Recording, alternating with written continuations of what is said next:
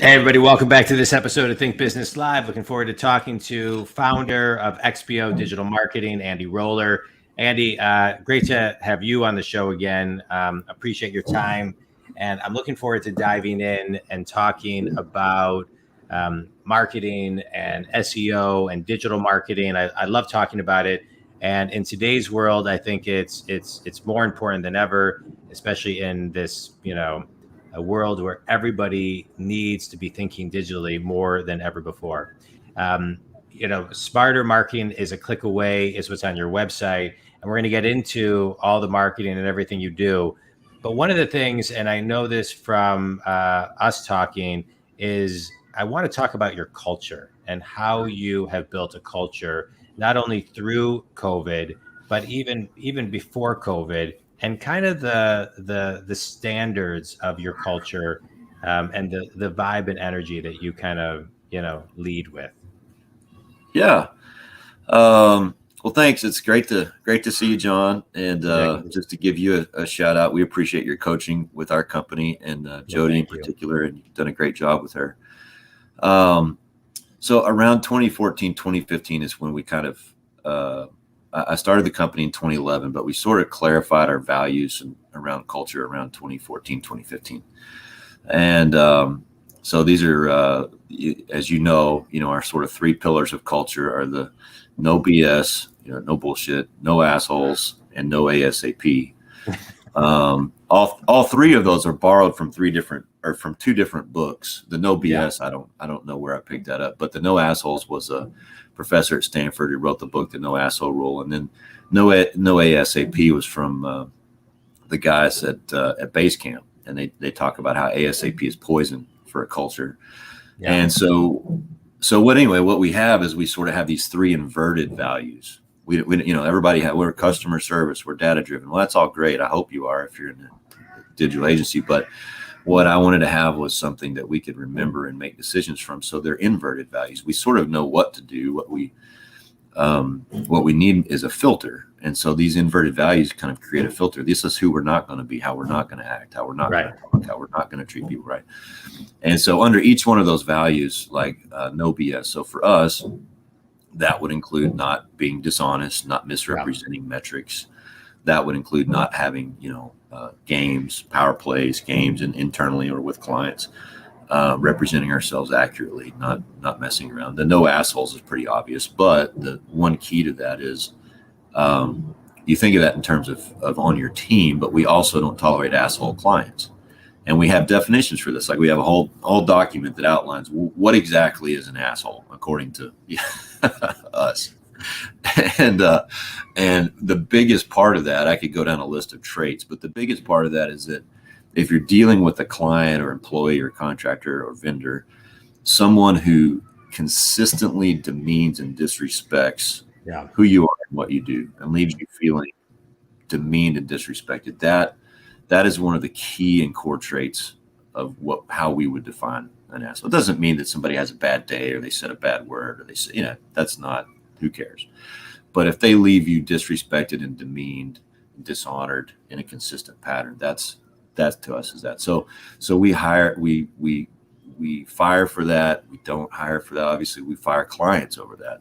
The no ASAP can be the confusing one because people are like, well, I hope you're in a hurry. I hope you get things done fast. Well, to us, having the value of no ASAP is how we get things done fast, because the fewer distractions in our workflow and the fewer times we have someone who has what they think is an emergency and 99% of the time it's not, disrupt everything else. It slows down the progress overall, right? So what I've always trained my team to do, and they come up with ideas on their own, but when a client will say ASAP, because it's ingrained, people will be like, I need this now. I need it ASAP. Yeah. Okay, well, exactly when do you need it? Well, by Thursday. Well, that's not ASAP. That's Thursday. And it's not an emergency. And so by asking a few quick little questions like that, we can train our clients to give us just give us a clear time frame. If you do need it now, as in 5 minutes, let's look at how we might be able to do that. We want to help you, but we don't want to have an emergency over nothing. And most of the time emergencies aren't real. So yeah, I love that. And I love that, within your within your culture of what you do, you actually, define it. I think sometimes a lot of people say it, but they keep it, whatever it is, they keep it vague. They don't define it. So by defining it, you really, you take the thinking out of it. And then, part of a leader's job is keeping people safe. And so the more specific and measurable I see within organizations that, kind of the standards are, the more people understand that, what everyone is held accountable to. When you do, like you're talking about, fire a client because of it, where I think the stock goes up for the leader and the culture of the company is huge, because you're walking your talk. When it doesn't happen, then there's one of my favorite lines is, it's not what you preach, it's what you tolerate. So then you have empty promises of cultures that say things but tolerate what they say they won't. And that makes, I think, a culture go, what I'll say, invisibly backwards, because everyone kind of pretends that they're confused, that they don't understand why, but it's, there's so many contradictions. So I appreciate and I hear from the inside walls of your company that you really do, walk the talk. So I think it's great. I want to go back real quickly. One thing you talked about, Basecamp for ASAP. Are you talking about Basecamp, Jason Fried's company? Yep. Jason Fried and David. Yeah, Rework, yep. And it doesn't have to be crazy at work. Rework is such a great book. And I've read it. I love that. Yeah. Love that book. I recommend it to everyone. Yeah. I actually interviewed Jason on the podcast. He was great. I met him at a Small Giants event, and then he spoke, and I had him on the show. But the book I highly recommend both of his books, because they just go through really basic, fundamental things that are so simple, they're almost complicated. Yeah, but unpracticed by most companies. Yes, well said. You're right. Yeah, it's like a good workout book, with the perfect workout at the gym. Nobody does it, but it's simple. Yeah. Right. No, I love it. Let's talk about marketing for a minute. I think the world of marketing, especially since March, 15th, mid-March of 2019 happened, really has taken on a new meaning for companies. And companies have, whether it's a retail product or a professional service firm, everybody has to do marketing differently. Everybody has to be digital. There is no more, well, I'll get to it. The people who were stuck in 2005 are now hopefully up to 2021, or 2020 at least. And so let's talk about how people need to be thinking about digital marketing today. And also, I'm just going to ask two questions in one, because I think they morph into each other. What is digital marketing? I think a lot of times people don't know what exactly that is. Yeah, digital marketing is kind of like the term consulting sometimes. It's just, literally anything on the internet, it could be. Yeah. So digital marketing is simply a bucket that differentiates an agency from a traditional full service marketing agency. So a digital marketing company like mine, we might design, a business card or design something that can be printed, but we don't do any printing. We don't do any direct mail. Anything that deals with signage, billboards. We don't typically do that kind of stuff. Digital marketing typically refers to something that's not. This would be one part of it anyway. It's not in the physical print swag sort of space, and it deals with things like user experience, UX, user interfaces, UI. Email marketing would be considered a form of digital marketing. Social media marketing would be digital marketing. SEO would be a form of digital marketing, and SEM, search engine marketing, would be digital marketing. So those are sort of the big things that fit under that broader term. So yeah. And so when a company today, Andy, is looking at their website and their 3, 6, 9, 12 month plan, and they look at it and they say, okay, here's my site. Here are the different platforms. Here are the strategies. I find a lot of times those are bigger than people think they are. and the consistency is so important. And so talk about how you work with someone who thinks they're doing it right, but really they're doing it wrong. Sure. The reality is, well, let me just tell a quick story that'll hopefully illustrate some. No matter what you're marketing, digital, physical, whatever it is. Recently, as part of a discussion with the board, it's a volunteer organization, and about 60% of the board felt that the organization needed to make a change. Just not offering enough value to its members, and so forth. And about 40% said, no, we just need more marketing. We just need to do what we do. We just need more marketing. And I'm listening to this, and several of us on the board are marketing professionals. And it was interesting to me that none of us who are marketing professionals thought that we just needed more marketing. Because the argument was we need more platforms, we need more Facebook, we need more Instagram, we need more of this. And those of us who actually do that, we're all like, no. We need a much higher retention rate of the people who visit and stay as members, and we need to do a better job of delivering our basic value proposition, and then we can maybe turn on more of the marketing, right? Yeah. So I think that seems so, it's kind of like rework, is what we were talking earlier. That seems so obvious, and it's marketing 101, but it's amazing how quickly professional people forget that before you turn on the gas or you turn up the amplifier, you got to be able to play the tune, right? Yeah. So I would just start with that. So I think that is one of the, to answer your question, I think that happens a lot more than we realize. Is I think the companies think that they're doing a good job of marketing because they're on a large number of platforms and they're putting out a lot of content on this or that or whatever. None of that really matters if that fundamental thing isn't happening, and if that marketing doesn't tie back to it. So that that would be. But let's talk about that. I love what you're talking about, because I've read a couple recent studies that the average person spends, I don't know, give or take 2 to 3 seconds on your homepage and reads a blog for approximately 5.9 seconds. We don't have a lot, and the average human being has an attention span less than a goldfish of 7 seconds, under 7 seconds. Yeah. And so, getting people's attention, messaging and making it easy for them, making it easy to understand, easy to buy, easy to understand what you do.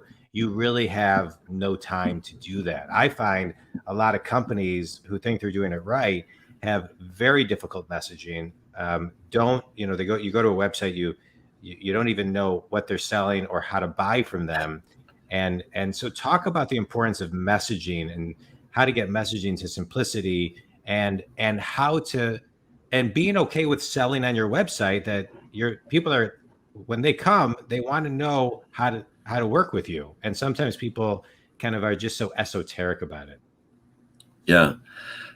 So yes, the messaging has to be, very concise. It's amazing to me in this day and age that we live, that you'll see on a website, you'll see a button, that's maybe just a click here kind of button. And it's got an entire sentence on it instead of start now or start or next. Yeah. And it's mind boggling. And we're so trained and we're so lazy. If we've used a good interface and then you get to something like that, it's almost paralyzing. You're like, I don't even want to buy that thing anymore. Like I don't want to read all this. Now I don't know if that's good or bad, but it is the way it is. So so concise, intuitive, friendly looking, and navigation that makes sense to people. You don't want people scratching their head and walking away, like you said, like I'm not even sure where this is, how to find it, what these people do. It needs to be easy. I always think the greatest example in the world of simplicity is the Google homepage. Yeah, so easy. It's a box and a logo, and what they've done is they've given you the one thing that leads to all of their other ad revenue, all of their other services. Think of the Goliath that Google is, and it all starts with a logo and a search box. Yeah. And I think it's brilliant. I always have. Right. And it's been that way for a long time. They haven't changed the simplicity of it. And they don't need to, right? Why would they? Now every once in a while they get creative with their logo on holidays, and they do little I love the Pac-Man day, when they do the little Google logo with the Pac-Man game in it, whatever.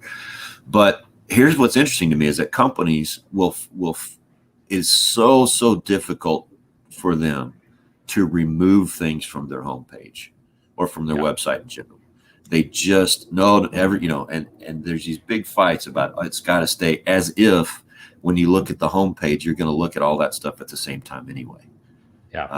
There's and getting people to prioritize a path, getting them to put in order what's important is a very, very difficult process. They just want to splatter it all out there instead of giving people a path through a journey that's intentional and that means something. It gets them where they need to go. So, yeah, I love that. Let's talk a little bit about a journey, right? So people get a website, messaging, they're looking at digital marketing, and now the journey of, we've talked a little bit about web design, but, SEO and PPC and social media and what works for them. Your website is very simple. Smarter marketing is a click away. Expio isn't a tool set, suite, or web app. We're a team of creative strategists and expert digital marketers that lead, educate, and grow brand digital platforms. Get a custom proposal, right? And so simple to the point, meaning you can't just, you need the brain power behind it. But now, what does all of this mean, right? Which I think is confusing, hence the custom. So talk a little bit about the journey too. Do you have to do everything at once? How do you space it out? What does an editorial calendar look like for the majority of clients, et cetera? Now, is this the sales journey or the journey that happens after the customer is a client, or after we have the client, I should say? I would say after the whole thing. When somebody realizes, hey, we need you. Okay, got it. Yeah. Obviously we'll have a proposal, we'll have an agreement. Then we have a very intentional setup process with that. It's about 10 bullet points that includes some forms and questionnaires, some phone calls, interviews, some platform access things, whatever. We really want to manage the expectations well of the client. So we introduce them not only to what we're doing, the services that they're getting, but why it matters, how we do it, and how we like to work with our clients as a company. So we try to take that proactive approach of let's teach these clients, some of whom don't know how to work in a healthy way with other companies. Let's teach them how we like to work together and how we treat people, right? So that's the initial part. It usually takes about 2 to 3 weeks just to get everything set up and ready and go, to get the editorial calendar. If we're doing blogging, 4 blogs a month, and we'll go through and we'll propose anywhere from a 30 to a 90-day calendar of topics that we'll, our writers will write up if we're talking about blogging, and then they'll look at that and they'll say, well, okay, let's make changes, whatever. We get that set up. We get all of their SEO. And the SEO part is sometimes that leads into a lot of these companies get free business consulting, because in order to make what we do work, we have to dig into the messaging. And so we have to start getting with sort of the thought leaders and leaders of the companies and get them to make some decisions on what they're trying to sell and what they think people are trying to buy. And get that messaging clear and straight. So when we put that into, the pay-per-click ads, you just get a little bit of space, a little bit of time there. So those ads are important.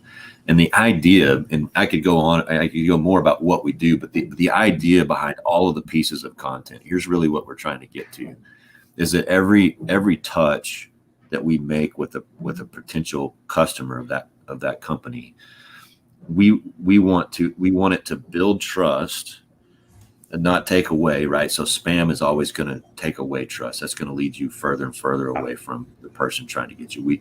We want to build trust through what we're doing. We want them to feel a sense of value in it, that they're glad we called. They're glad we emailed. They're glad we asked the question. They're glad we put out the link or whatever it was. They feel like, oh, okay, thank you. At least it's not more just noise. Yeah. And it seems authentic to the brand. It seems like, okay, they're, these guys are sincere. So That's what we're after. That's the way to do it. They gotta feel it. I love it. Andy, quick speed round. You ready? Sure. Favorite book and why? We were talking about Rework, so I'm going to go with Rework, at least for business It's book. such a great book. Shout out. Yeah, that book is incredible. Best piece of wisdom you ever received? From my dad in my first business when I was having a really hard time. This is before I started Expio, but he said, son, the numbers will tell you where you're at, but not who you are. Yeah, that's a great one. That's a great one. Tell everybody who your ideal clients are and how they can connect with you. Okay. Well, the ideal client has plenty of money to spend on marketing and Yeah. And understand that it's an investment, not an expense. Right. Yes, absolutely. Yeah. It is an investment, although SEO could easily be considered just the cost of doing business, because it's almost like, how do you find them? But an ideal client, they're excited about marketing. They're used to doing marketing. They're open to ideas. They don't want to just jump in and control the whole process. They want to listen to what we have to say, and they're fun to work with.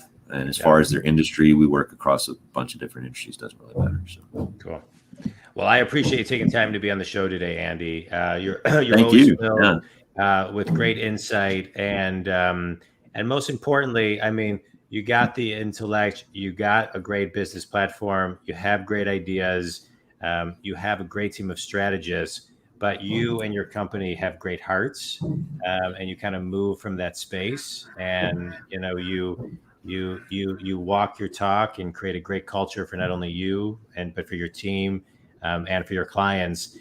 Think community, if Andy and his team can help you, Expio, EXPIO.marketing, and it'll take you right to their website. Anything else? Any other ways they can connect with you, Andy? That's a great way to do it. Just, there's lots of ways to connect on the site, and we'd love to talk to you. So great.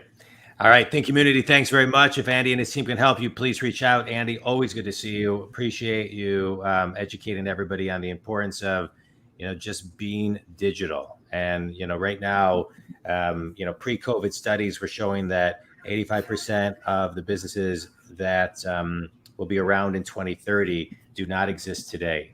And that was before COVID. Wow. And so we must be digital. We must be ready. We must be innovating. And we must have the courage to do it and to jump in, and to be real time and current with everything that we do digitally. Our clients, our prospects today are there, and more will be there tomorrow. So I appreciate everything you're doing to get everybody to present day and beyond. Thanks so much for you and what you guys do. And community, thanks so much. Thanks everybody. Thanks, Andy. Thanks, John. Have a good one.